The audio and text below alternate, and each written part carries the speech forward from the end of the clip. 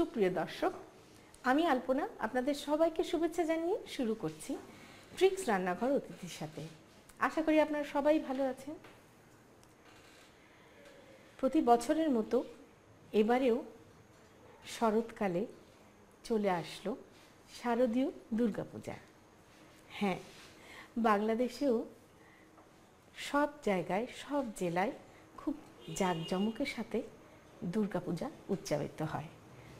আমরা আজকে আমাদের এই অনুষ্ঠানে এই দুর্গাপূজা উপলক্ষে আপনাদেরকে কিছু মজার মজার রেসিপি শেখাবো, যেগুলো পুজোর সময় নিরিমিষে পর্বে আপনারা রান্না করে খেতে পারেন। আমি এই দুর্গোৎসবের একটি মজার শুক্তো করে আপনাদের দেখাবো, যার নাম হচ্ছে বামুনবাড়ির শুক্তো। বামুনবাড়ির শুক্তো তৈরি করতে আমাদের লাগবে আলু আধা কাপ, কাঁচা কলা আধা কাপ, সয়াবিন তেল পরিমাণ মতো, বেগুন আধা কাপ, পটল আধা কাপ, মূলা আধা কাপ, সরিষার তেল 2 টেবিল চামচ, সরিষা বাটা 1 টেবিল চামচ, পোস্ত বাটা 1 টেবিল চামচ, চিনি 1 টেবিল চামচ, আদা বাটা 1 চা চামচ, মৌরি বাটা 1 চা চামচ, ঘি 2 টেবিল চামচ, শুকনো মরিচ 5-6টি, তেজপাতা 3-4টি, 5 ফোড়ন গুঁড়ো 2 চা চামচ এবং লবণ স্বাদ মতো। প্রথমে আমি যে সবজিটা ভাজা হতে দেরি লাগবে, আলুগুলোকে এরকম লম্বা লম্বা করে কেটে নিয়েছি। সবগুলো সবজিকেই দেখুন আমি একদম এরকম লম্বা লম্বা করে কেটে নিয়েছি।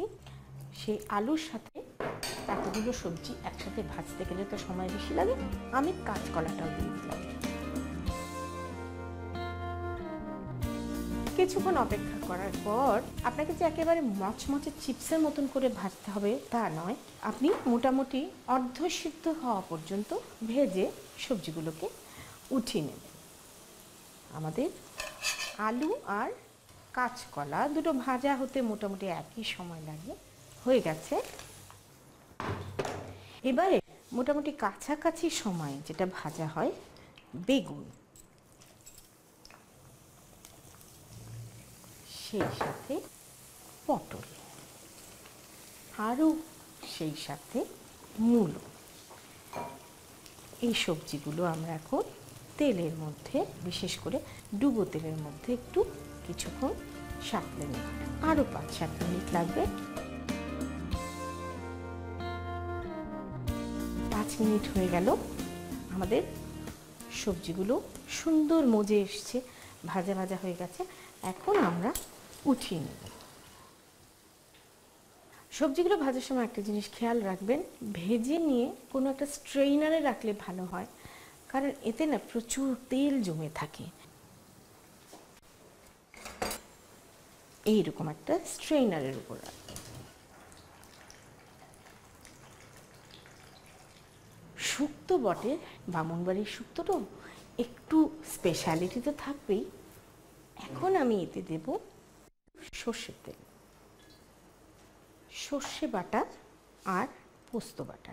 প্রিয় দর্শক, সর্ষে আমি সবসময় একটু কাঁচা লঙ্কা এবং নুন দিয়ে পিষে নিই, হালকা একটু কষিয়ে নেব। এবার আমি এর মধ্যে ছেড়ে দেব আমার সব সবজিগুলো।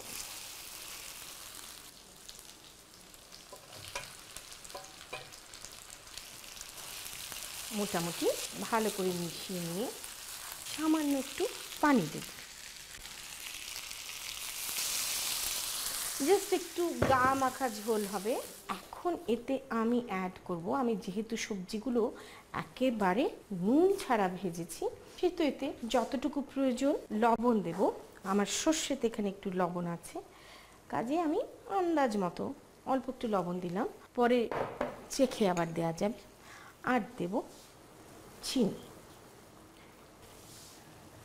সবজিগুলো আমার সব রান্না করা, জাস্ট একটু মাখো মাখো হওয়ার জন্য আমি পানি দিলাম এবং ঝোলটা একটু গা মাখা হবে। এইবারে আমি এটার মধ্যে যে বিশেষ জিনিসটা দেব সেটা হচ্ছে আদা বাটা।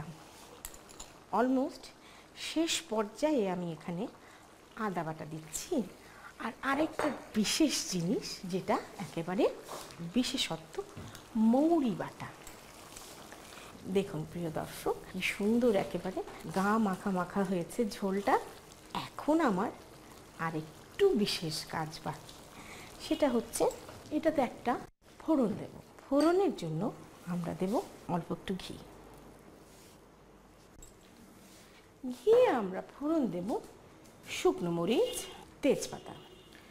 শুক্তো খাবার অনেক রীতি আছে, অনেকে শুক্তোতে তেতো অবশ্যম্ভাবী দিয়ে থাকেন, কিন্তু এই বিশেষ ধরনের শুক্তোটা আমি যেখান থেকে শিখেছি তাতে কোনো তেঁতোর প্রয়োগ ছিল না, কিন্তু এই বিশেষ বিশেষ মশলার কারণে এর যে বিশেষ বিশেষ সুগন্ধ অ্যাড হয়েছে সেটা আমি অন্তত আপনাদের উপহার দিতে পারবো বলে আশা রাখি।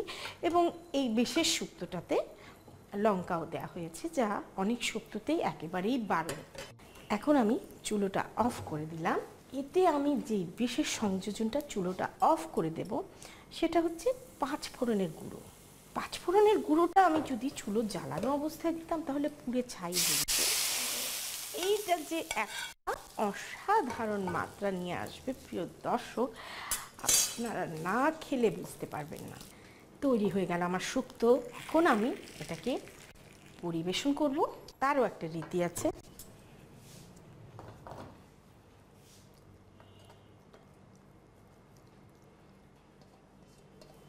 হ্যাঁ প্রিয় দর্শক, শেষ অংশটুকু হচ্ছে ভাজা বড়ির গুঁড়ো। কুমড়ো বড়ি, ডালের বড়ি, যে কোনো বড়ি ভেজে এইভাবে পিঁড়ি বেলনি দিয়ে গুঁড়ো করে শুক্তোর উপরে ছড়িয়ে দিতে হবে।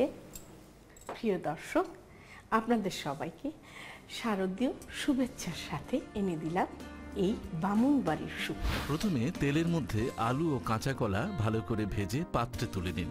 এরপর বেগুন, পটল ও মূলা ভালো করে ভেজে পাত্রে তুলে নিন। এবার একটি কড়াইয়ে সরিষার তেল, সরিষা বাটা ও পোস্ত বাটা দিয়ে সামান্য কষিয়ে এতে ভাজা সবজি, পানি, লবণ, চিনি, আদা বাটা ও মৌরি বাটা দিয়ে ভালো করে জাল দিন। এরপর একটি প্যানে ঘি, শুকনো মরিচ ও তেজপাতা সামান্য জাল দিয়ে এতে 5 ফোড়ন গুঁড়ো দিয়ে সবজিতে ঢেলে ভালো করে মিশিয়ে নিন। সবশেষে পাত্রে তুলে ভাজা বড়ির গুঁড়ো ছিটিয়ে পরিবেশন করুন বামুনবাড়ির শুক্তো।